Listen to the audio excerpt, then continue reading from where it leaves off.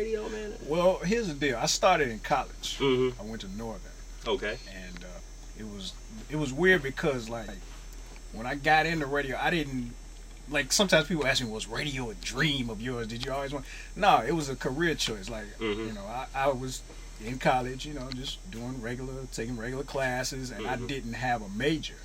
So it got to a point you can only take so many gen eds when it's like okay, I got to pick a major. So I really didn't know what I wanted to do. I went to like the career development area of the campus, and I went through some books. Undecided. Yeah, so and I was flipping through the books, and I got to radio, and I read the description, and I noticed that it combined two things that I always enjoyed, which were music and talking on the phone.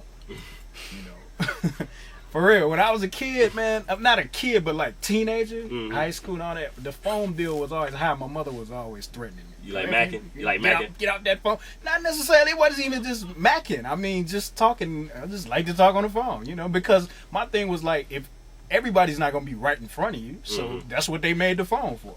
So I like talking on the phone, and it combined those two things. And the more I thought about it, the more I thought it was something I could be real good at. Because I was already heavy into music. I was already a music collector before I got into radio. So it was like, but at the same time, I was never a heavy radio listener. Like back in the day with Tom Joyner and Doug Banks and all those guys were real big. I heard those guys, but I didn't really listen real heavily. I used to mostly listen to like specialty stuff. Like if it was a mix show, all hip hop show or all classic house, or back in the day with the mixes and all, I would listen to stuff like that. And then once I got interested in like collecting older music from like 70s, early 80s and stuff, I would listen to those type of shows, but I was never, and plus cable was hot. I would watch BET, I'd watch, Donnie Simpson and all. So if I'm watching these videos with the hottest songs, what do I need to cut the radio on and listen to them same songs again? That didn't make any sense. I hate doing that. Dude. So, I wasn't really, but once I got into it, it was a totally different thing because it wasn't anything like I thought it was going to be.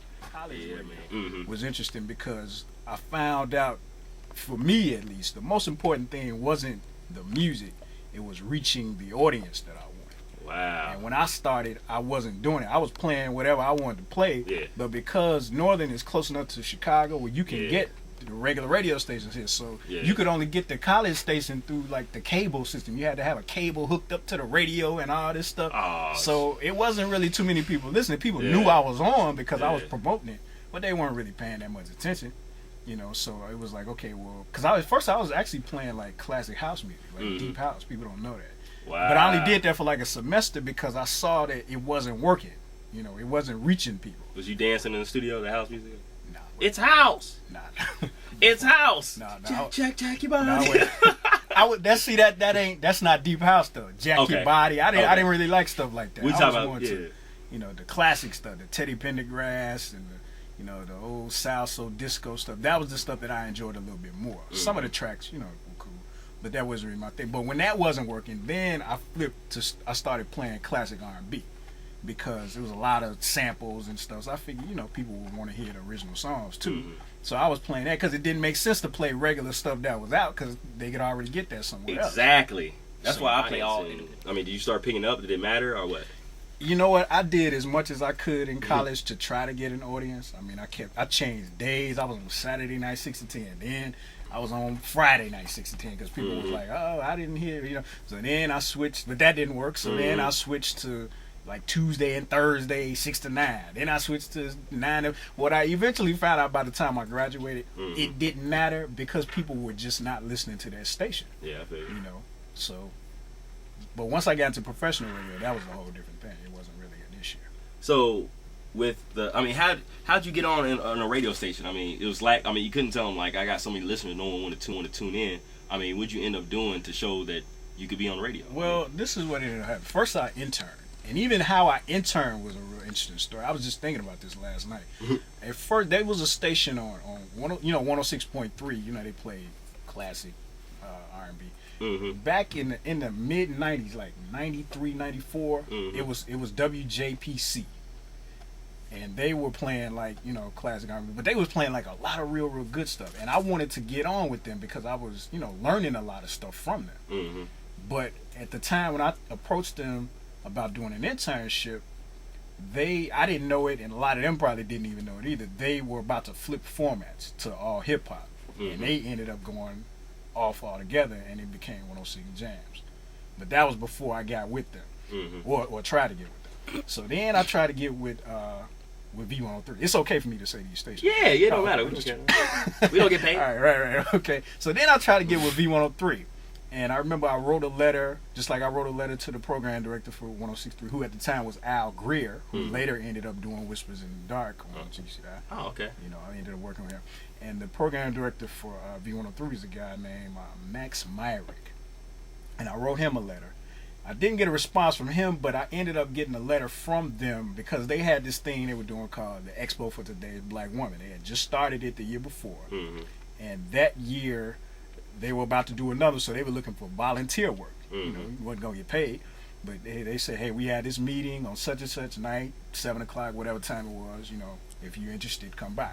So I drove from DeKalb to downtown Chicago to go to this meeting. I remember everybody was so impressed by that. Like, wow. And the lady was like, that's what you got to do to make it. Yeah, you know, that kind of stuff. So I ended up working with them on that. But when it came time to try to actually get the internship, it felt like they would kind of give me the runaround. Like, they were trying to direct me to the promotions director, which didn't make any sense to me. It's like, I'm trying to learn what goes on in the studio, not in the promotions department. Yeah. And the promotions director was a guy named Art Porter, who later ended up working with me because he was the producer for Crazy Album Morning Show. Okay. So, but V103 was kind of giving me the runaround. In the meantime, there was a thing where there was a couple of little kids that got burnt up in a fire. They didn't die. They stayed alive, but they got burned real bad. Wow. And something happened where either somebody in their family got shot or something happened. And my sister, at the time, she owned a nail salon. She saw this on the news, and she tried to do what she could do to help them out. She even pretended to be Diana Ross and called the hospital to get through or something. It was something real crazy. What? Yeah. And so she ended up trying to reach out to all the media outlets, and GCI was the one that jumped on it. And they put a whole organization together and to, you know, create something for these kids, you know, trust funds, and they had a big concert for them. I remember it was like H-Town and what? Yeah, and I remember because R. Kelly's mom had just died. I remember that because he showed up. He didn't perform, but he showed up and he did like an a cappella version of Dedicated. The song dedicated to my favorite girl. That one he did. It was a lot of young girls up there. Man, come on. There's a lot of people there. Period. Yeah. So once all of that ended, you know, my sister had still some kind of connection to them. So I asked her, you know, hey, I'm trying to get an internship. So she asked somebody there, and they said, okay, fine. So it was tripped out though, because I'm thinking, you know, they told me what day to come down. I was supposed to meet the program director, who was Elroy Smith at the time. So, you know, I'm in college. I'm trying to make an impression. I got my suit on, my tie. I come in, you know, he was out of town that day, but his assistant was there. And you know how like some people have jobs where like their job is not real big, but they real close to somebody who is, so they take their job a little bit too serious. Yeah. That's how his assistant was. I mean, I was meeting with her and talking with her, and she was like, it was like intense, dog. I mean, she was like pounding all on the desk, and what do you want from an internship? And what do you? I was just like, man, I'm in there sweating. My tie starting to get a little tight around my collar, you know. You know, so, but finally I got past her, and then I ended up talking with the music director, and I was letting him know that on my show in college, I was playing, you know, classic R&B.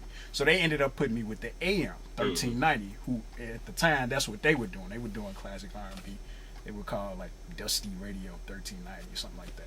So I ended up meeting with them, and I remember they were telling me, her name was Jackie Hasselrick. She was like their music director.